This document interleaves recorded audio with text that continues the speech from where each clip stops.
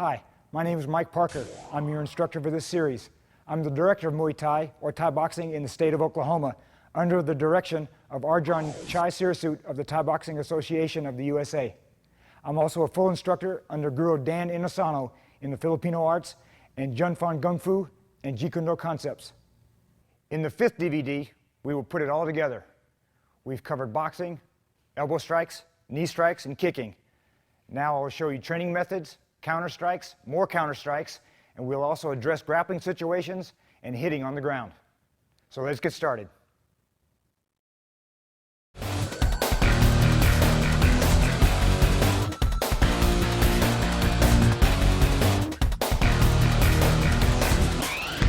Okay, this first section is called methods of training or ways of training.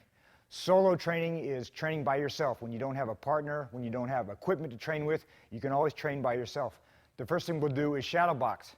You can shadow box anything. Any technique you know, you can shadow box it. You can mimic the motion. In shadow boxing, you want to work on all of the boxing techniques that you know and put them all together in a random, just like you're fighting someone, except there's no one there. That's why they call it shadow boxing. Okay, so from a boxing stance, you can shadow box the jab. As you jab, move like you're fighting somebody, high jab, low jab, double them up. Just shadow box with the jab. Bang, bang.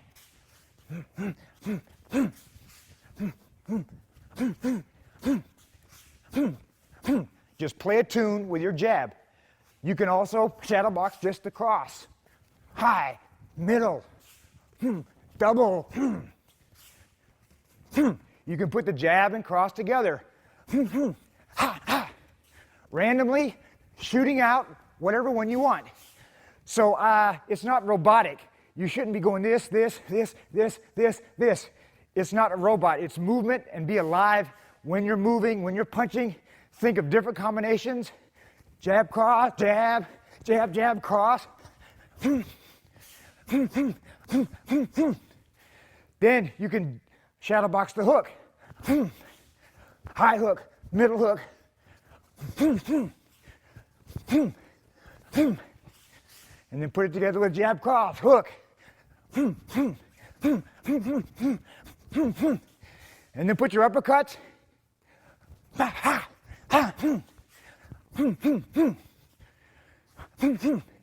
When you shadow box, think up as many different combinations as you can do.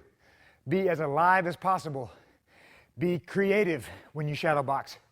Don't try to do the same thing all the time.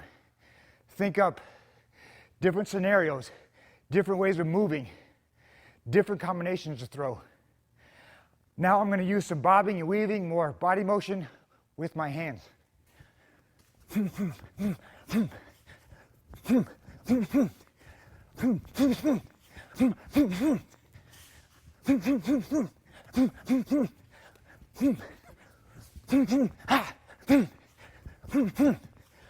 Okay, I'm going to have a couple of my students come out. I want you to watch them shadow box. And I'll call out to them what I want them to do, and then they're just going to randomly do whatever punches they want to do. Okay, you guys, shadow box with the jab. Go. Notice each one has a little bit different take on it, a little bit different style. One guy's longer, this guy's shorter. Each of them move differently, but they're both jabbing. Okay, shadow box the cross.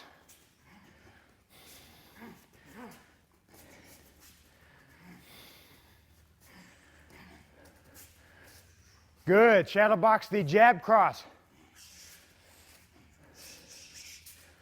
Notice how they both move different. They throw different numbers of left and right hands. Good, now shadow box just the hook, the left hook.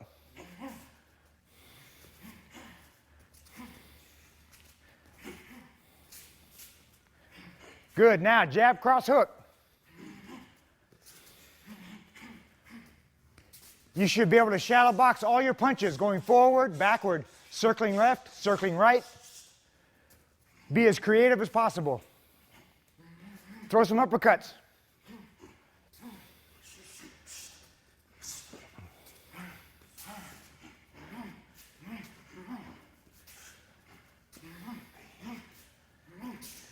Okay, everything goes now. Jab, cross, hook, uppercuts, bob, weave, forward, backward.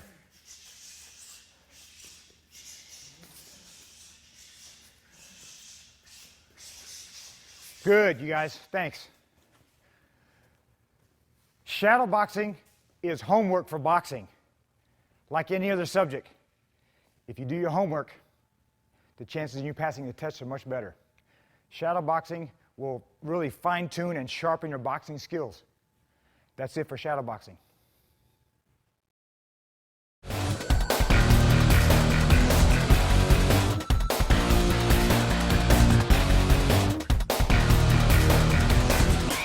In Muay Thai, they both shadow box and Thai shadow box. When you Thai shadow box, that means you're going to be in a Thai boxing stance rather than a boxing stance. So when you open up into a Thai stance or a kicking stance, this is what it looks like when you're shadow boxing in the Thai boxing style. So you can shadow box with the boxing, but you step into the boxing structure from the kicking stance. Go back in, because the Thais move in and out of the boxing and kicking stance while they're fighting. The other tools besides boxing are elbows, knees, and kicks. So if you shadow box elbows,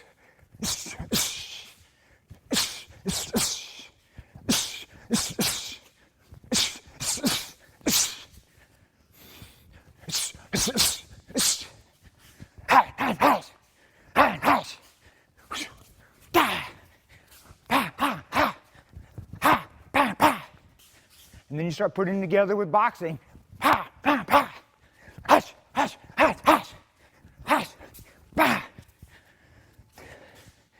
You can shadow box knees. Long knee.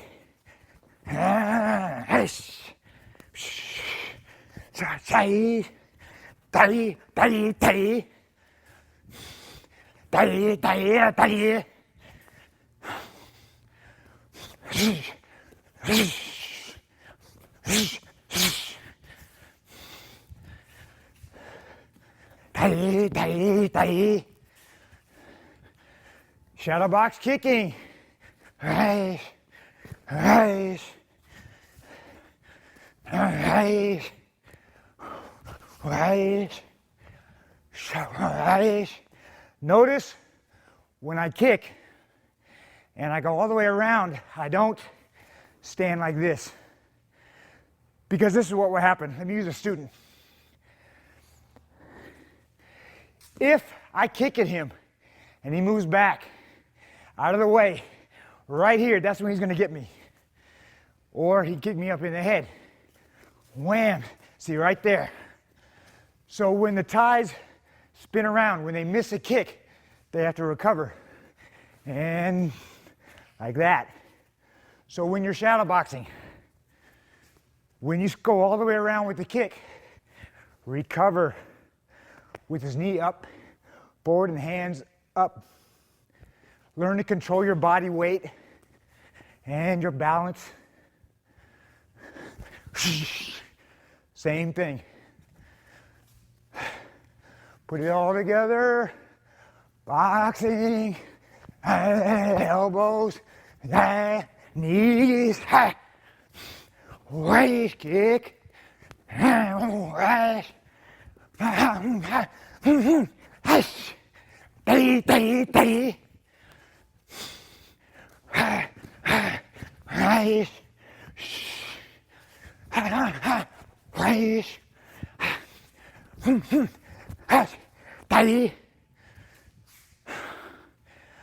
a couple of my students come out and they will Thai shadow box. Thai boxing stance. Shadow box, elbows. Use all the elbows that you know. Regular elbows, upward elbows, downward elbows, spinning back elbows. And be creative with them. They're like musical notes. Just play a tune with your elbows. Just like you do when you play your tunes with punching, boxing. Shadow box knees. Long knees, short knees, skip knees.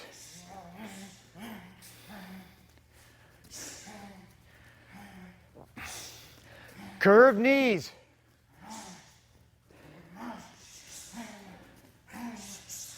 Okay, shadow box kicks.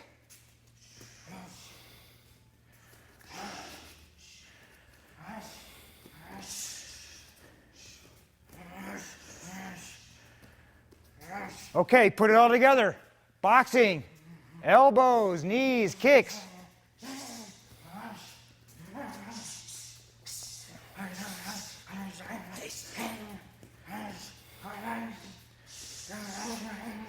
Every technique you know in boxing or Muay Thai, any kind of stand-up that you know, put it together in a shadow boxing scenario.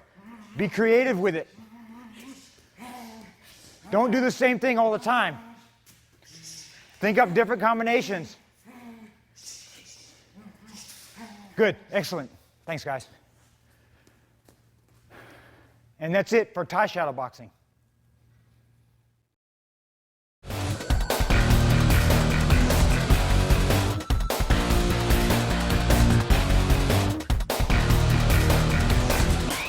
In this segment, we'll look at training with equipment. There are lots and lots of different ways to train with different equipment. One of the best things to train your heaviness in your punches and your kicks, any of your striking, is the use of a heavy bag. There's the Thai heavy bag in which you can kick and punch everything on this one, do leg kicks on it. The regular heavy bag, mostly just boxing. You can also knee and elbow on it, but not quite as good. This one's a little bit heavier, and it doesn't move around quite as much. There are all different kinds of bags. I like these two bags because you can work everything on them. On the Thai bag, you can work the lower kick down here like this. You can work punches. You can work elbows. You can work knees. I like to do this one because you can clench this one to work your close-in knees, okay? When you work the heavy bag, you want to think about power and heaviness. You'll never learn to box or fight punching one of these. You'll only learn how to hit hard and heavy on one of these. You won't learn how to fight.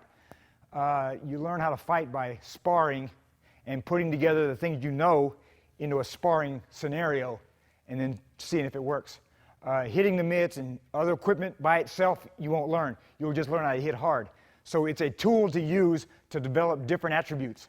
The attribute being power, endurance, heaviness in your punches and kicks. That's why the heavy bag is made, so you can learn to hit hard. I'm going to box it first.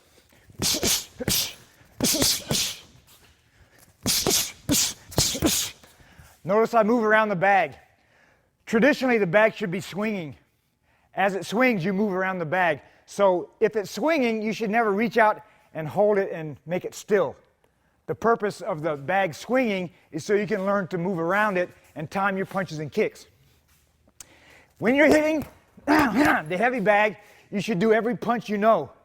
You should isolate punches sometimes. Maybe you want to work just on your jab, so you can jab high, move, hit it. Think about transferring your body weight onto the bag. Rather than tapping it, drop your weight on the bag.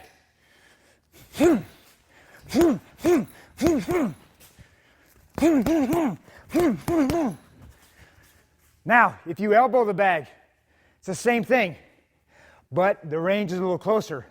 I can't elbow from out here. I've got to get closer.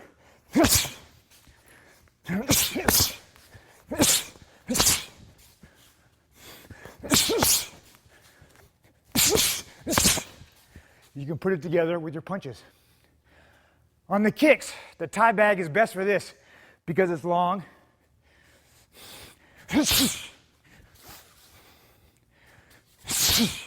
Make sure you have good form when you're hitting the bag. As you hit it and get more tired, more fatigued, then your form will go down. You should hit the heavy bag near the end of your training session. Training on the heavy bag and hitting the bag is more for developing power rather than precision or timing, like maybe hitting the focus mitts or sparring. Remember, the heavy bag is for learning how to punch hard and heavy.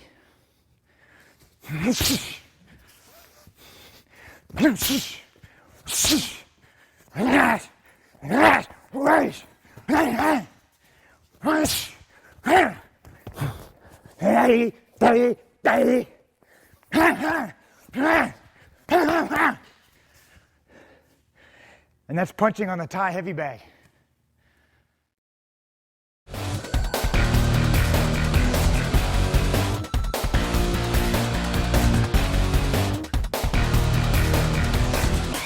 Okay, so let's look at hitting the regular heavy bag or the standard heavy bag. You'll find these in every single boxing gym. Any kind of gym that practices real hitting, you'll find heavy bags. That's the only way you learn how to hit hard and heavy with your punches. In a boxing gym, you won't find the Thai heavy bag because they don't kick. The heavy bag is a good tool to develop hard and heavy punches. It's hanging because when it moves, you have to move around the bag.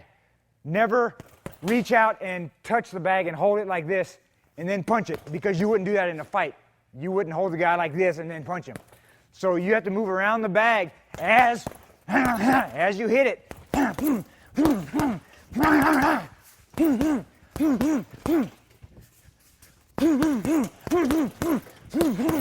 Try to maintain good form when you hit. Remember, whatever hand you hit with, the other one stays up. And vice versa. Don't go too crazy on the heavy bag. Because again, you don't want to do that in a fight. You want to keep good structure as best you can. Obviously, the more tired and fatigued you get, your hands are going to drop, you're going to loop your punches more. But when you start hitting the heavy bag, try to keep as good a form as you can as you're hitting hard. As the round progresses, when you hit the bag, try to crowd the bag. What I mean by crowding it is getting closer to it and giving it harder and more punches.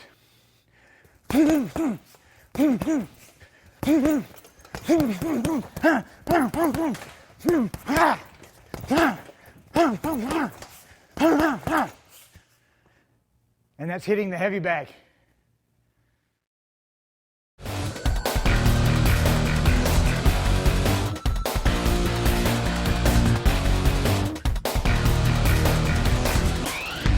Okay, the next piece of equipment I want to show you is the over and under bag.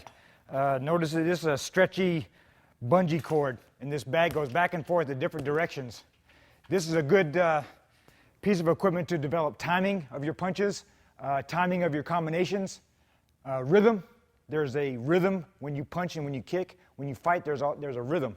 And this is a very good tool for that. So I just want to kind of show you a little bit about it. Obviously, you can't just start punching bang, bang, bang, bang, bang, because you haven't got the timing and the rhythm. This is a good way to practice getting your rhythm first. Just kind of do it like a musical metronome. See, every fourth note.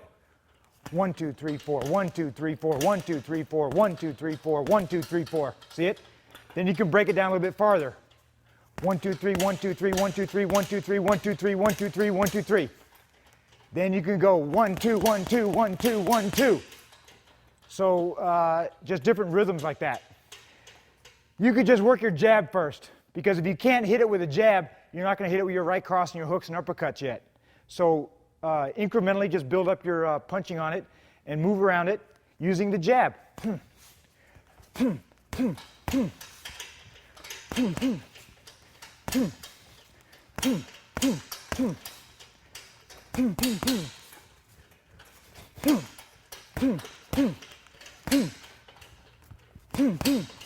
Sometimes you'll miss, but you should work up to where you're missing a lot less than you hit it.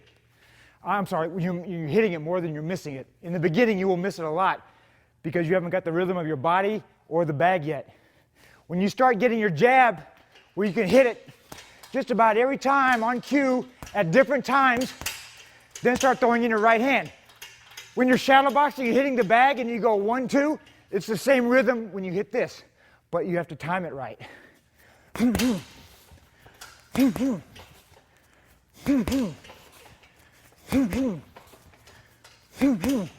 When you can do that pretty much every time, then put it together with your jab.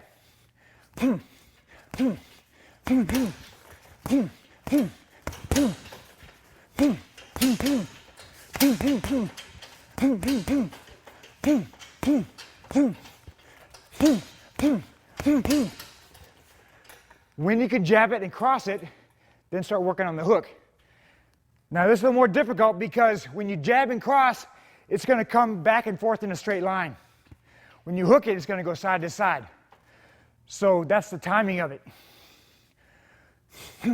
Hook it right there. See it? One more time. 1, 2, 3. Just like if you're hitting the bag. 1, 2, 3. Shadow boxing. 1, 2, 3. Hit the bag. 1, 2, 3.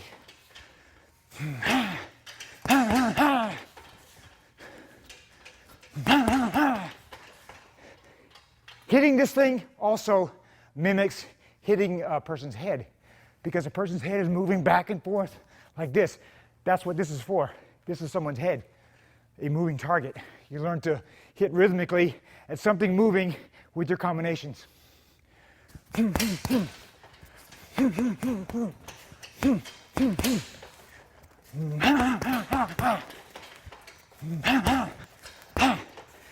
can also work on defenses.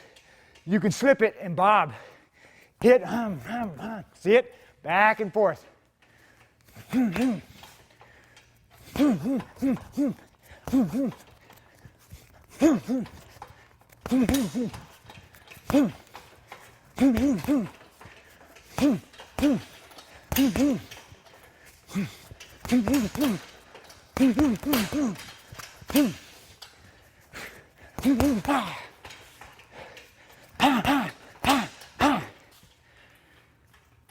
And that's just a sampler example of hitting the over and under bag. You got to practice with this thing a lot before you get the rhythm of it. But once you do, you can have a lot of fun with it.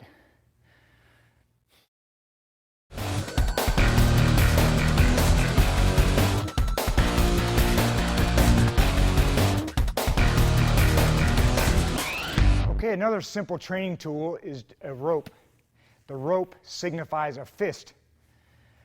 As you go underneath and come up and punch on the other side of someone throwing a punch. If I use my student, Jeremiah, this rope signifies his straight arm. So I'm doing the same thing under his arm as I'm doing under the rope, whether I'm punching or just moving. So if his arm is straight out, I'm doing the same thing underneath that arm, okay? Thanks. So this rope signifies an arm. We'll start with the basic movement. The basic movement is bobbing and weaving under that rope. Use it as you're making a V rather than a U. Don't make it rounded, a V. Make your legs, make your body go up and down, not your waist. Use your legs and turn that shoulder up and down, bobbing, weaving. If you go forward, obviously, you can go backward.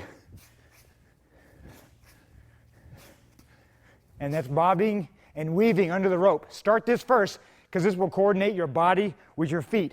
Make sure your feet don't get too close together. Make sure they stay apart, and just incrementally move down the rope. Keeping your hands up, good boxing structure. Okay, now we're going to look at some punches with the rope. As you come underneath it, you bob and jab on either side with that left hand. You can jab more than one time on one side and then come up on the other side. So you just kind of play your own game, your own tool with that punch. Any number of punches with that jab on either side. Okay? If you throw the cross, it's the same thing together with the jab, only on this side you throw the cross, this side the jab and the jab and the jab, throw the cross on this side. A little bit more with the jab and cross. Okay,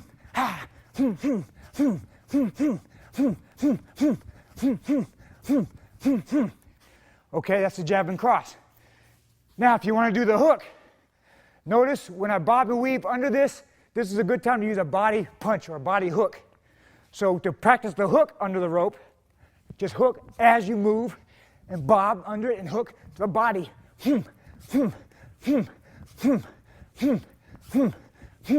You can also hook the head like this. Go over the rope as you go underneath it. Hash, hash, hash. So we got low ones, high ones.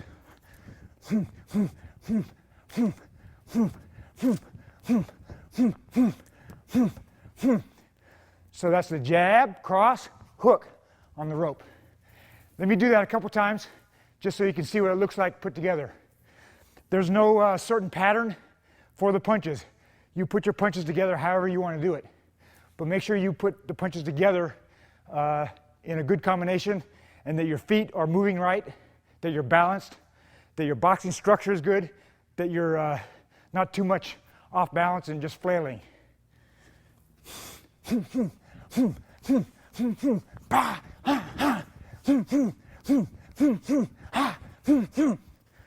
Okay, now let's look at the uppercut. As I go under, uppercut on the same side of the rope. Same side of the rope. Uppercut, uppercut, uppercut, uppercut.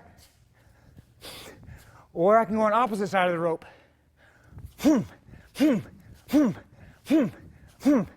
And I can go outside. So that's 3 ways to do the uppercut on the rope. Inside. Opposite on the outside.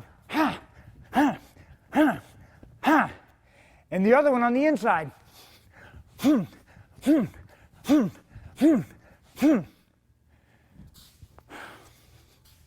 We'll put those together with the jab and cross. And the hook. Now uppercut.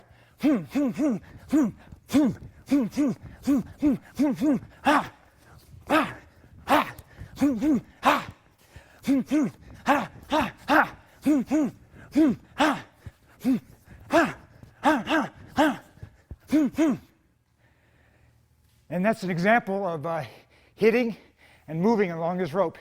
Excellent, excellent exercise for coordination of combinations and moving your body and your feet all together.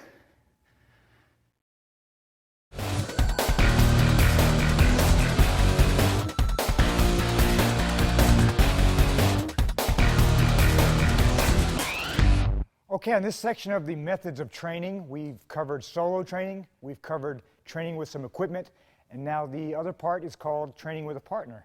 Because if you can't train by yourself, or you can't train with a heavy bag, then you can have a partner train with you. There's a zillion kind of drills you can do, and we're going to go over a couple of them. The first one, we're going to use some focus mitts.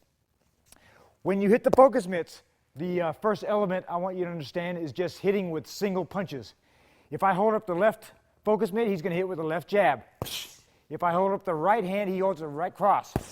So we're just going to go back and forth with the straight punches.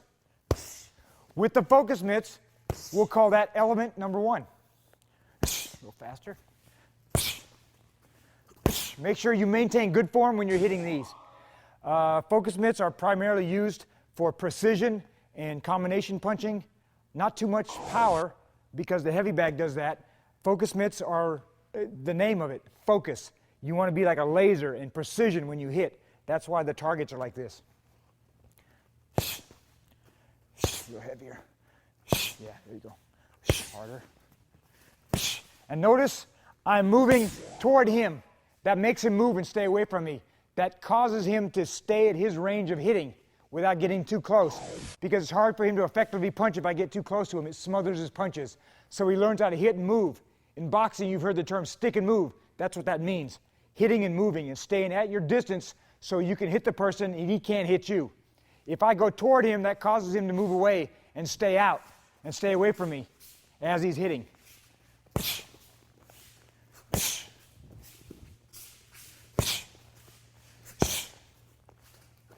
Okay, so that's element number 1 with the focus mitt. Now, element number 2 with combinations. I'm going to hold one straight and the other one sideways. And he'll go jab, cross, hook, cross. Jab, cross on this one, hook on this one, cross on this one. A little bit slower, Jeremiah. Jab, cross, hook, cross. Jab, cross, hook, cross. Okay, so that's the second element. Harder. Go. Good.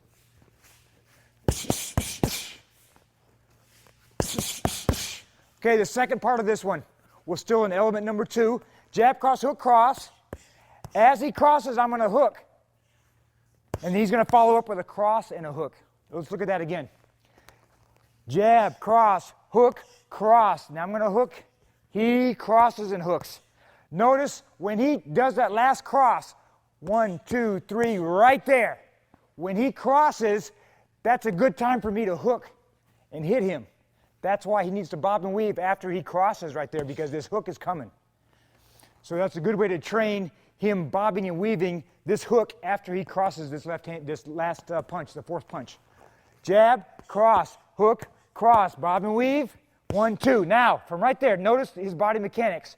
His shoulders is a good time for me to cross him right here. So that's why he bobs and weaves on this side and comes up with a hook and a cross. One more time. Jab, cross, hook, cross, bob and weave. Notice how he comes up, and right there, he's cocked for his right hand to shoot. That's the one to hit with first. He hits with the right hand, and then follows with the hook, and then he bobs and weaves my right cross. Now look right there. He's cocked with that left hook right there, and that's why he follows with the hook first on that side. So go slow again. Jab, cross, hook, cross. Look at his body mechanics. He's cocked with the right cross first, follow with the hook. Now he bobs and weaves. Hook first, then cross. A little bit faster.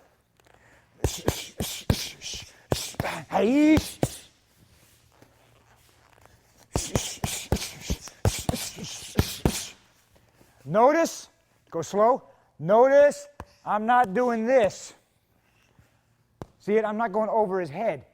I'm giving him a realistic angle at his jaw, because that's where he's going to get hit. That's where I'm going to aim, for his jaw and his head. So when I hook, when he does this one, I'm going to go right at his jaw. That's why he has to bob and weave correctly and go underneath it. And when I cross, I'm going to aim for his jaw. That's why he has to bob and weave correctly. Do it again. One more time. Jab, cross, hook, cross, bob and weave, cross, hook, bob and weave, hook, cross. One more time, a little bit slower. Jab, cross, hook, cross, bob and weave, cross, hook, bob and weave, hook, cross. Now, to finish up with this portion of it, when he bobs and weaves, he's going to hit the body. Bang, see it? 1, 2, hit the body. When he bobs and weaves, that's a good time for him to hit the body. Anytime you bob down underneath someone's punches, that's the perfect time to hit their body, because he's outstretched. It's a good time to hit the body. When I'm hooking, it's a good time to hit the body.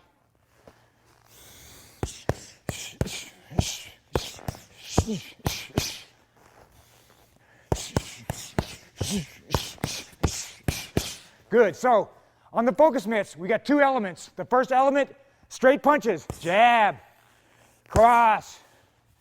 That's it. Hash, hash. Now you can tell them to do whatever you want to on those particular ones. For instance, double jab, double cross, jab, cross, jab. So you're working just the straight punches, and you can work them in combination or just randomly hold the mid up and he can hit them. The second element he puts in combinations. Jab, cross, hook, cross. 1, 2, 3, 4. And then he bobs and weaves. The next part of that, he hits the body as he bobs and weaves.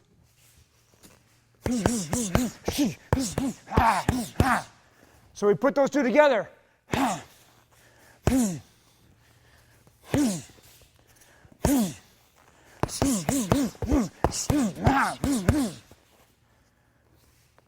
Okay, now the third element.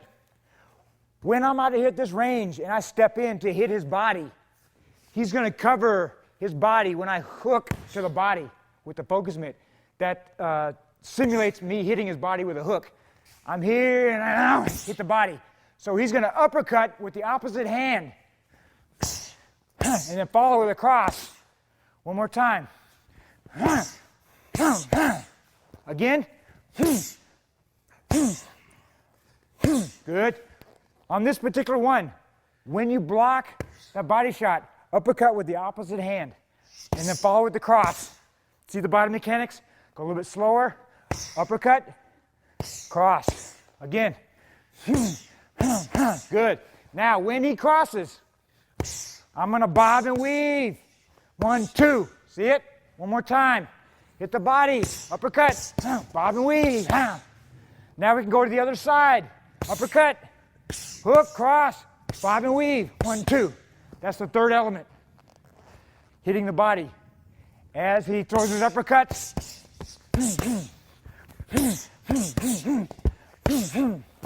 Now, when you uppercut on the other side, finish with that cross and then bob and weave. Just finish with that cross.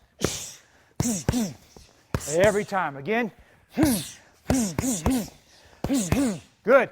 That's element number 3. So on the focus mitts, the 3 elements are, number 1, straight punches.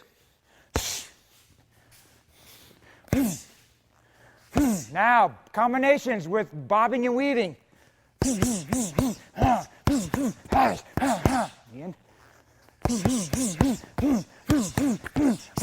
Good. The third element, I'm going to hit his body. He's going to use uppercuts. Other side. One more time.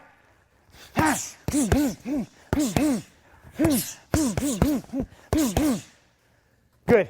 I'm going to use it on another one of my students. Same thing. Element number 1.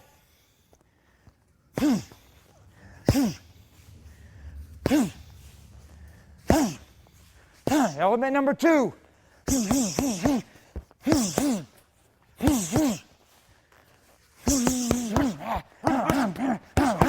With the body shots when he bobs and weaves.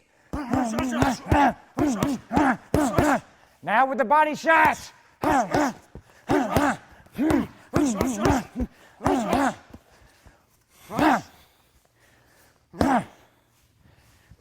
And that's training with the focus mitt.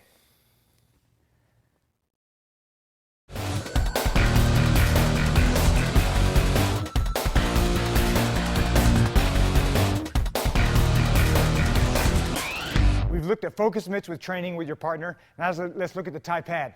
Now, Terry and Jeremiah, they're going to do the 4 count. The 4 count starts off with a right kick, followed by a left hook, followed by a right cross, followed by a left kick. Notice, in the Thai stance, he does the Thai round kick, and then follows with a left hook. Notice when he hooks, he steps into a boxing stance. So he's not staying in that wider stance. He steps right back into the boxing stance, followed by the right cross. And then now, when he left kicks, he hops it back to get power from the left kick. One more time. Right kick, left hook, right cross, left kick. Good. Now do it a little bit faster. 1, 2, 3, 4. 1, 2, 3, 4. Good. Now, that's a basic 4 count. There are 4 counts. The next one I want to do, we'll start with the left leg, the left round kick. So we'll do the left round kick, followed by right cross, left hook, right kick. It's just opposite of the very first 4 count. Notice after he kicks with the left foot or the left leg, his body drops right there. Do it again, Jeremiah. Kick, drop, that's when the right hand hits. See it? Do it again. Drop the body weight, bang, right there. And then the hook comes up, and then the right kick. Good. Notice how his body mechanics. Left kick. This starts his right hand. That starts his left hand. This starts his right kick. His body's going back and forth, left to right, right to left. 4 count number 3 starts with the right kick, left hook, right cross, and right kick again. Good. That's number 3. You're just doubling up on the right side. Right kick, left hook, right hand, right kick. Good. So he's going right, left, right again, but he's just doubling up on that right leg. A little bit faster. Good. Again. Hash, whoosh, whoosh, hash. Good. Now it's important that the person holding the Thai pads adjust to this person. If he punches, that's his range. But because the Thai pads are being held out a little bit farther than his body is, he's going to have to adjust a little bit so he can kick. Otherwise, this person is going to be punching and then backing up to kick. That's not what should happen. He should punch and go right into the kick. So the person holding the Thai pad has to adjust for his kick. 4 count number 3. That's better. It goes right into the kick. After the punch. Good. Okay, 4 count number 4 is what you would guess it would be with the left leg. But we're going to double up on the left leg on the last kick. So we go left kick, right cross, left hook, and left kick again. That's it. 4 count number 4.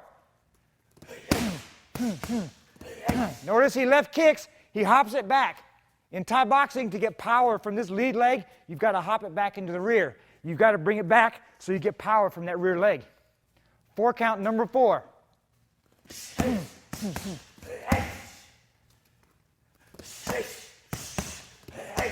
Good. Okay, now we're going to go through all 4 counts. 4 count number 1.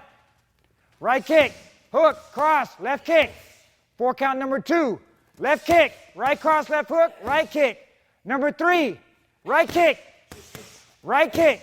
Number 4, left kick, left kick. When you're training with the Thai pads, there are 2 ways you can do it. One is making preconceived drills like we did in the last session, where the person holds the pads for a specific technique, whether it be punches, then he holds it for kicks, then he holds it for knees, then he holds it for a kick again. So you can make specific drills and count each one out, and the person holds them stationary for each technique. The other way to do it is for this person to randomly feed me the Thai pads. That's what it's called. He's feeding me the Thai pads. That way, I can kick whatever kick I want to do, grab and knee him and kick him any way I want to do it, or any way, any time I want to kick him. So, for example, as I kick, he just turns because he doesn't know what kick I'm going to use or when I'm going to grab him to knee.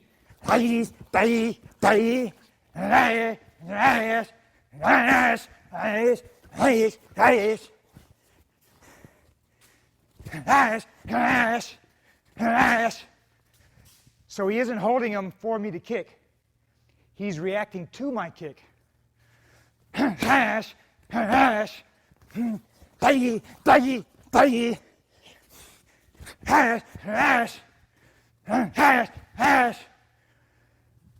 that's randomly feeding the Thai pad.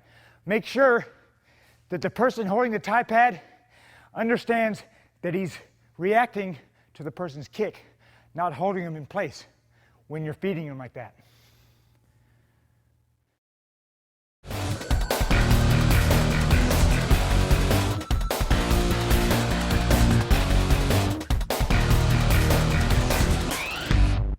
Okay, the next part of partner training would be sparring. In boxing, obviously, they spar with gloves, mouthpiece, headgear, and they go hard.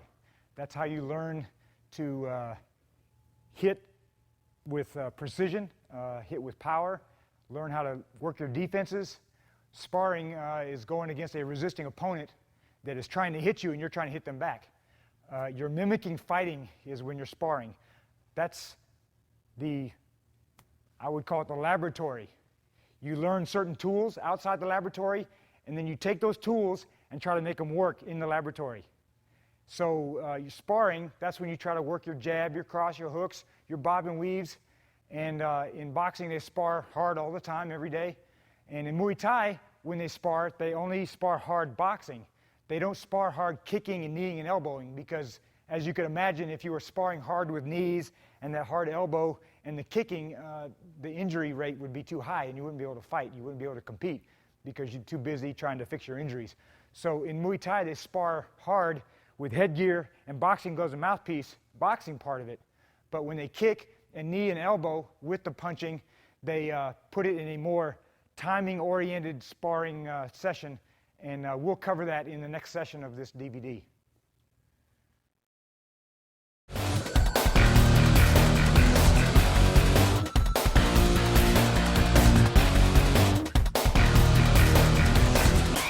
Section is called counter strike. We'll look at some specific counters to specific strikes. So when Jeremiah, when he throws a left jab, I'm going to show 3 counters to this left jab. When he jabs, I can split it high. What I mean by split is his arm is splitting. I'm on the outside and this is on the inside, and I'm hitting him high to the face. Okay? So split high. split high, split high. So if he was just jabbing me and I was parrying and we were just kind of working it, split high. That's when I would fit it in. So when you're sparring with a mouthpiece and gloves on, that's one of the things you would try to do when this person jabs is split high, hit him in the face. Okay? It's easier to do it here because I can play with it and he's not really trying to hit me hard, but I can time it right there. If he goes a little bit faster, split high. It's easier for me to do it because he's not hitting me. When you spar and you're getting hit, it's more difficult. That's when you really learn how to do it, when you can do it under pressure.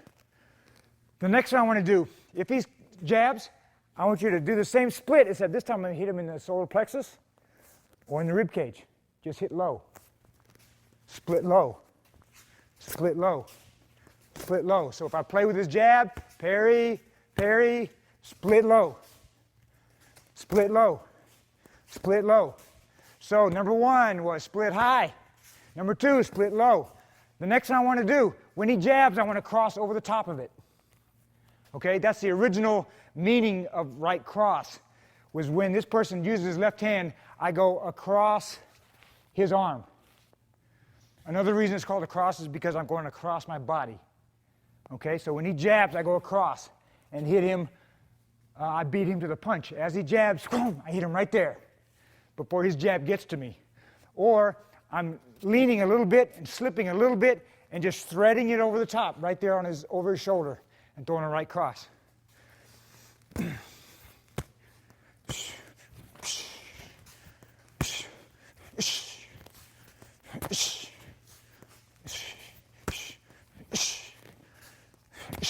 That's the third counter to the left jab. There are many, many, many counters. I'm just giving you examples. Number one, split high. Number two, split low. Number three, cross. High, low, cross. Okay? Play with it, split high. Play with it, split low. Cross. Cross. Split high. And that's some counters to the jab.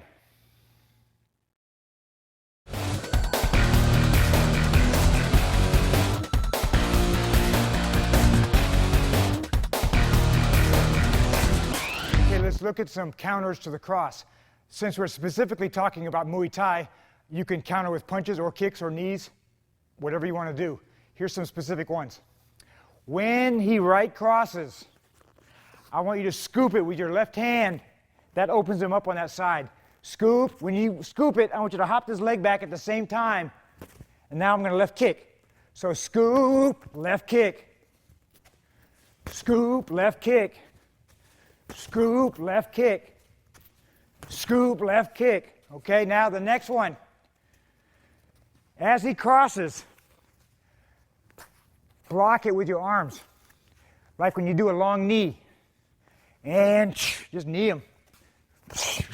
You're smothering his punch right here. And then kneeing him. Bang, when he's open.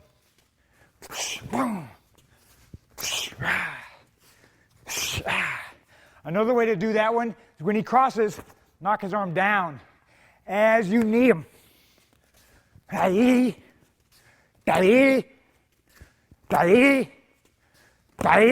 Notice I'm leaning back when I knee. We cover that in the knee DVD. That's the counter to the right cross using the knee. Now, the next counter I'm going to do, when he crosses, I'm going to use my right kick on the leg or the middle section or up high to the face. One more time. Go slow, Jeremiah. See how I'm moving away from his cross. Going this way. Go straight. You're slipping it and kicking the leg, kicking the body, kicking the face. So the three counters to the right cross. Scoop, left kick. Long knee. Right kick low. High. And medium.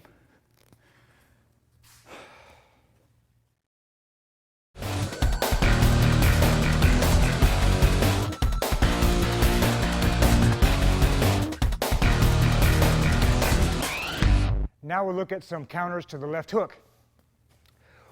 We'll start this with motion. He's going to jab and then cross and then left hook.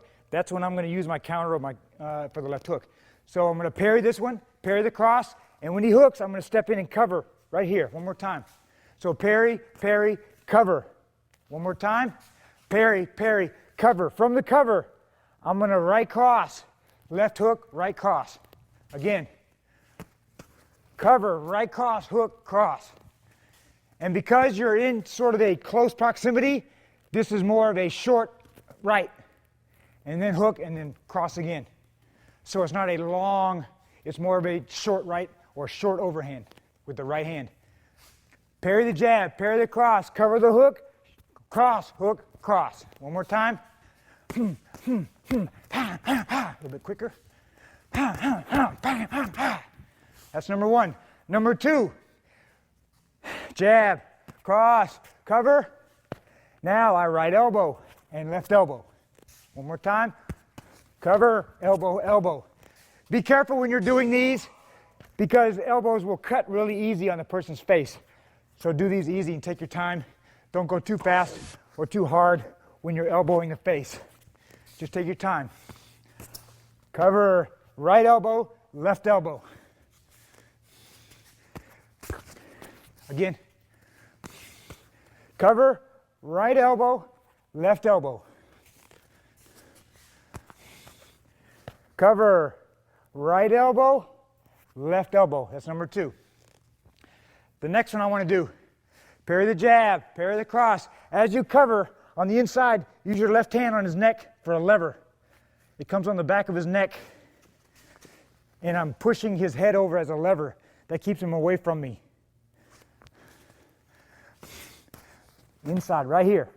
One more time. Cover, right here, and lever on the neck. As I push out, his natural inclination is to push forward back to me because he wants to get back. As he comes forward, you release it in an elbow and then come back with another elbow. Cover with the neck lever. Right elbow, left elbow. Again. Cover, lever on the neck. As he pushes back, release it, right elbow, left elbow. He just falls right into it.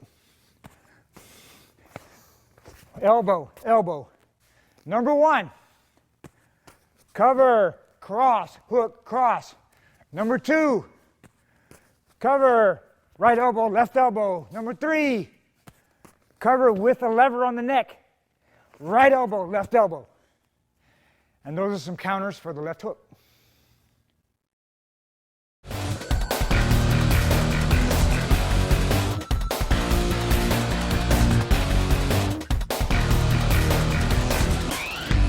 Let's look at some counters to the right round kick.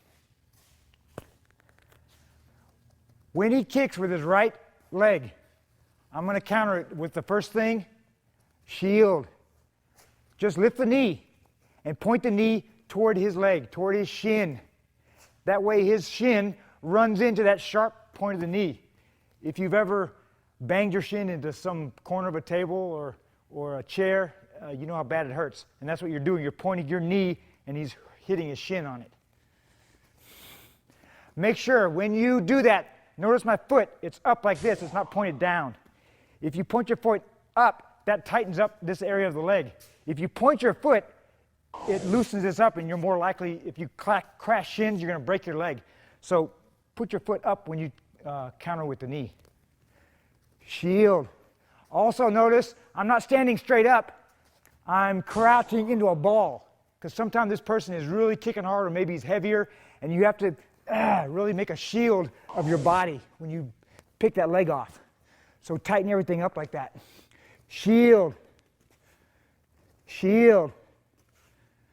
Shield. Notice if he faked low and just kind of went high. If I just went like that, oh no, see I get caught there. So that's why your hands need to be up as you shield in case he comes up high with it.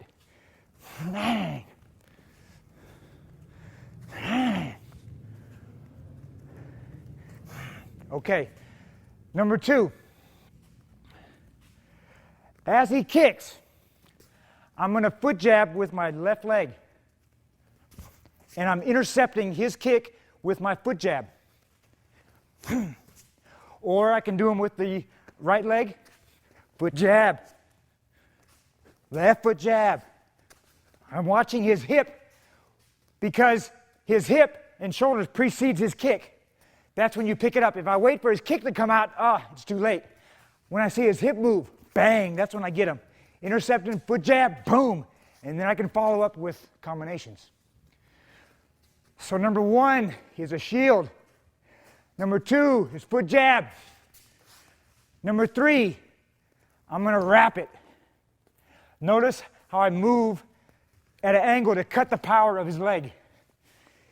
In Thai boxing, if you stand there and catch it, you're going to catch the shin on your rib cage, and that's not good.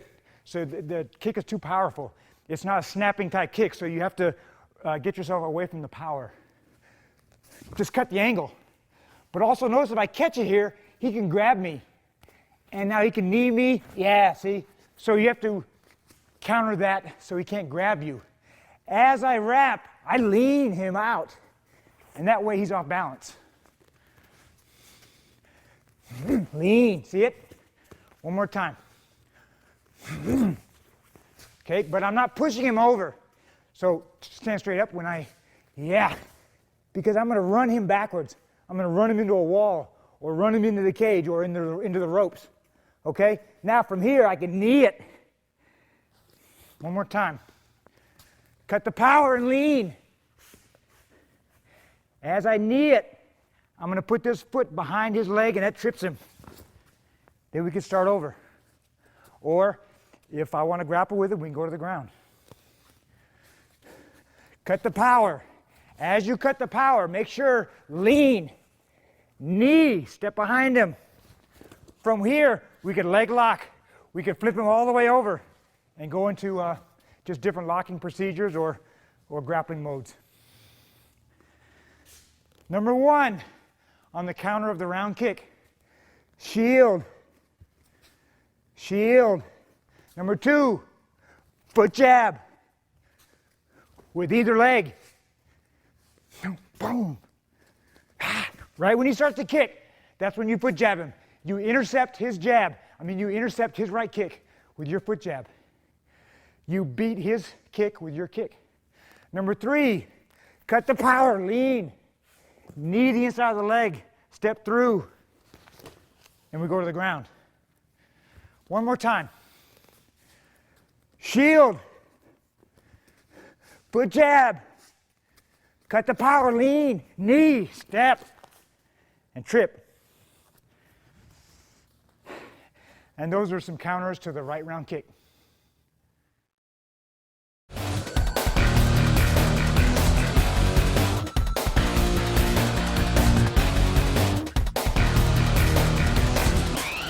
We've looked at some counters to the punches, some counters to the kicking, and now we're going to look at some counters for someone who wants to wrestle with you. So Jeremiah, let me use you. When he wants to engage and wrestle with me, he'll shoot in and do maybe a single leg tackle or maybe a double leg tackle. When he comes in, he shoots in. Shoot, okay? So we're going to counter that. The first one, we'll call it the hop and knee. The important thing to remember, when he shoots, he does it in a straight line.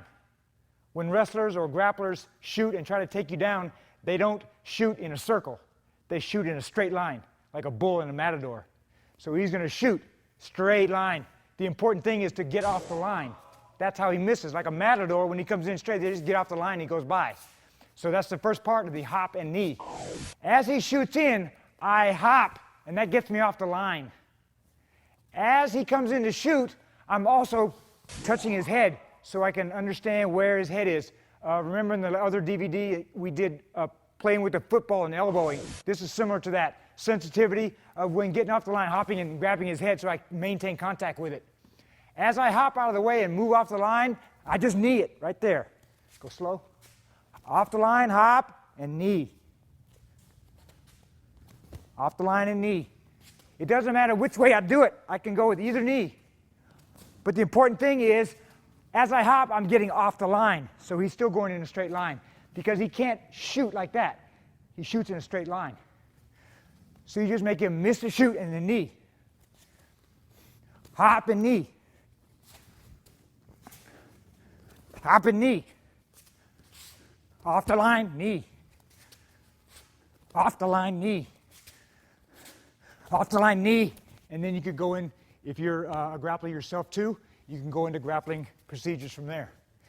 And that's the hop and knee against the shoot.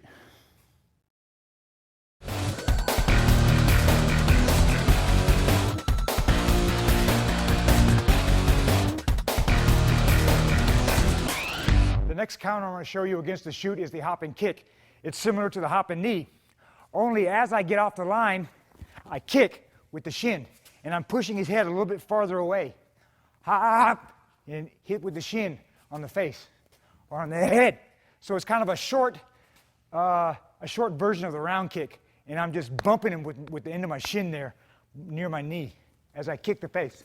Bang, right there. Do this one easy, because this look, I mean, it's simple to do, but if you go too fast, you don't have control. You'll accidentally kick and knee your person you're afraid in the face. So go kind of slow at first. Hop off the line, kick the head, hop and kick. Hop and kick. Go both ways. Hop and kick. Notice as I hop, I'm pushing his head a little bit farther away so I can get the shin. Hop, kick. Hop, kick. Hop and knee. Hop and kick. Hop and knee. Hop and shin. Hop and kick. And that's the counter to the shoot called the hop and kick.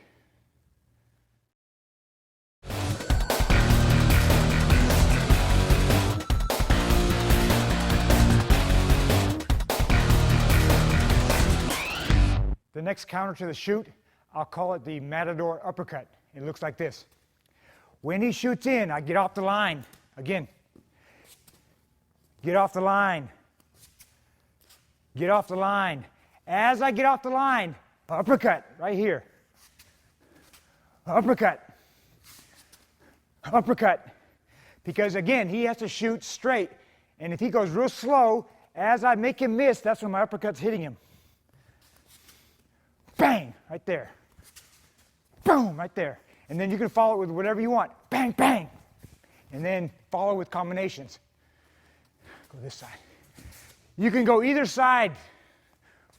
A right uppercut. Same thing, except I'm just switching my feet from a left lead to a right lead. But as I'm switching, I'm getting off the line. That way he's shooting straight ahead. Bang, right there. And then come back over with an overhand would be a good one. Bang.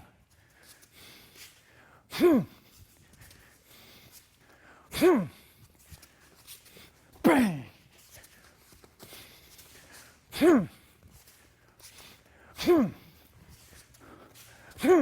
So, the three counters to the shoot. Hop and knee. Hop and kick. Uppercut. Get off the line, uppercut. Get off the line, uppercut. Hop and knee. Make sure and get off that line. Hop and knee. Hop and kick. Uppercut. And then follow with different combinations.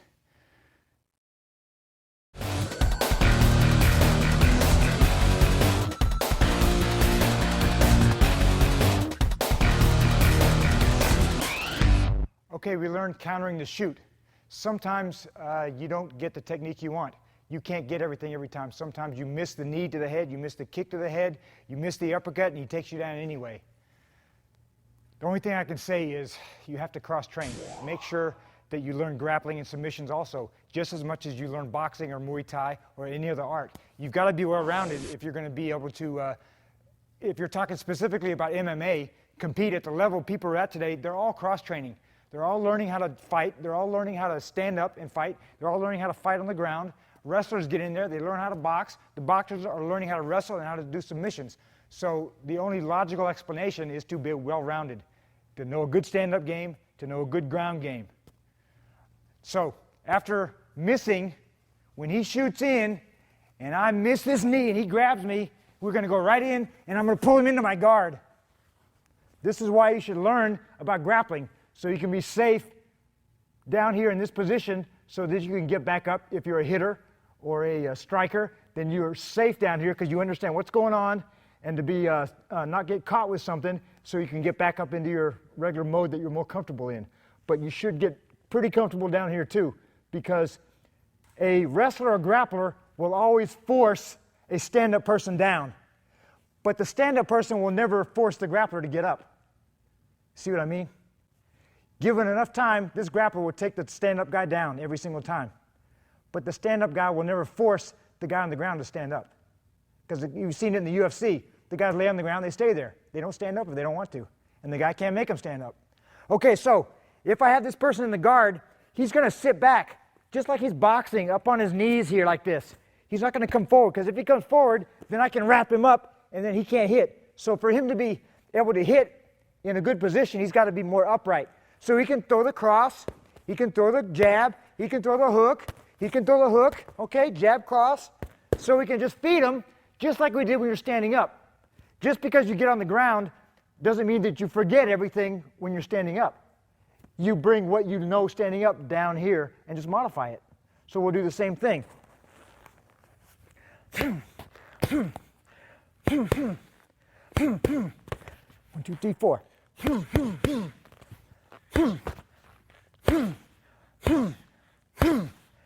It's as simple as that. You're hitting him with the right cross. Hit me the right cross. Hitting him with a jab. You're hitting him with a hook. You're hitting the body with a hook. You're doing the same thing. Low hook, low, high, low hook. Yeah, see? So you're just boxing from this position. That's all he's doing. He's punching from this position. If he elbows, it's the same thing. He can throw a right elbow. He can throw a left elbow. Now, rather than trying to reach for me with an elbow, with his right elbow, he's going to reach. See, I can see it coming, and I can pass it and start countering him, okay? So it's better that he grabs the back of my head from down here. Now elbow. Bang. See it like that. So from that position, he punches a couple of times. Bang, bang, bang. Then he grabs. Elbow. That's a good time to elbow, when you grab the back of the head and bring him up. So then it's harder for me to counter him because I'm all scrunched together. Okay? So we'll just do a drill. He's going to jab, cross, jab, and at his discretion, he's going to grab the back of my head and right elbow. Go.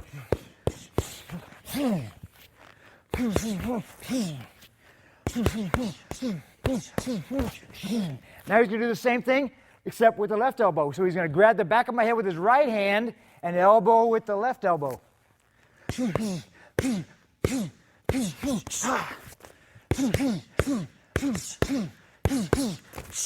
Now he can alternate back and forth. He's punching either hand. He's hooking, because I can hold the mitts up. He can hook. He can straight punches. He can hook. I can hold him however I want to if I'm to do that. And at his discretion, he grabs with either hand and elbows.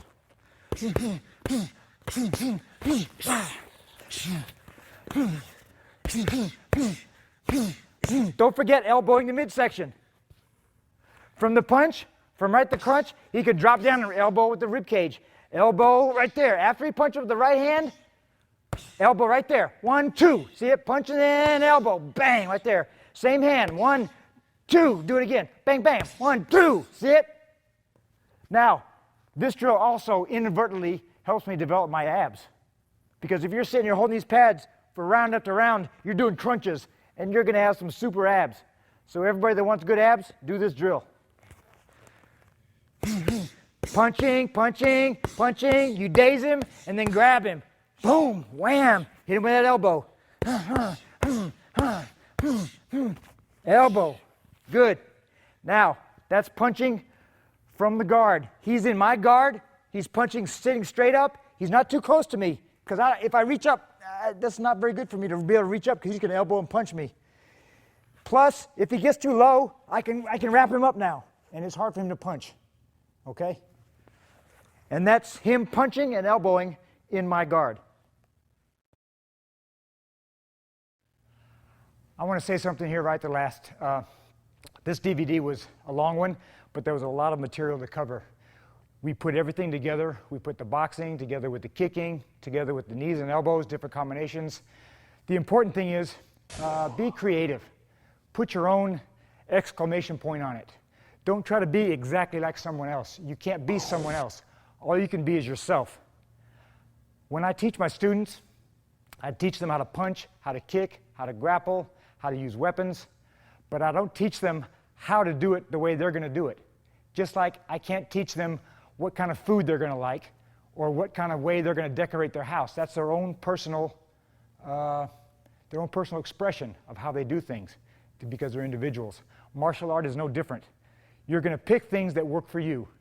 Martial arts is like you're going to go buy a new car. Everybody drives a different car, a different color. They like a different style. They like leather interior. It's all different. They decorate their houses different. They go to a restaurant. They choose different foods. Nobody likes the same thing. Martial art is the same way. You cannot mass produce martial arts students to look like you. It'll never happen because then you don't allow them to be themselves. So I teach them to punch and kick and grapple, and they develop their own way to do it, their own way to fit the techniques in. And if you practice hard and a lot and have a lot of discipline, work your own style, work all the different kind of combinations you can think of, put these things together. And another thing, make sure and cross-train. Make sure and learn the game of boxing. Learn the game of kicking. Learn the game of kickboxing, because those are 3 different games. Learn the game of grappling, just wrestling. Learn the game of submissions. Those are 2 different things, because a collegiate wrestler and a Brazilian Jiu-Jitsu person, that's 2 distinct different ways of fighting. Learn them both. That way you understand how the guy wrestles. That way you understand submissions and other grappling methods. Be well-rounded. Be like a chameleon and fit into any form that comes in within your range. Know how to deal with it. Be comfortable on the ground. Be comfortable standing up. Know how to defend against a boxer. Know how to defend against a submission guy. Know how to defend against someone who shoots in for the tackle or the grab. So just be well-rounded. There's no real secret in martial arts other than maybe that. Just be cross-trained and be familiar with different structures, different ranges of combat. The last thing I want to say, and it's really been awesome to do this DVD series with you guys, and thank you, Jeremiah, and thank you, Terry. When you train in Muay Thai, make sure that you respect your partner before you train with them. Before you train on the Thai pads, you notice, before we train on the focus mitts, each of us we did our respects to each other. In Muay Thai, that's just how it's done. If you go to a Thai camp in Thailand and you train and you don't respect each other before you train, you're liable to get kicked in the neck. It's just how it's done. Always respect one another. The reason is, when you respect, you're doing 3 things. First thing, you're respecting the person you're training with. You respect him as a person. We respect also the Thai people who, like Arjan Chai, came to our country and taught us Muay Thai. But last, it's because you respect yourself. And everyone knows if you don't respect yourself, you don't respect anything. So always, always, when you train in Muay Thai, and I myself and my students, when we train in all the arts, we always respect each other before we train.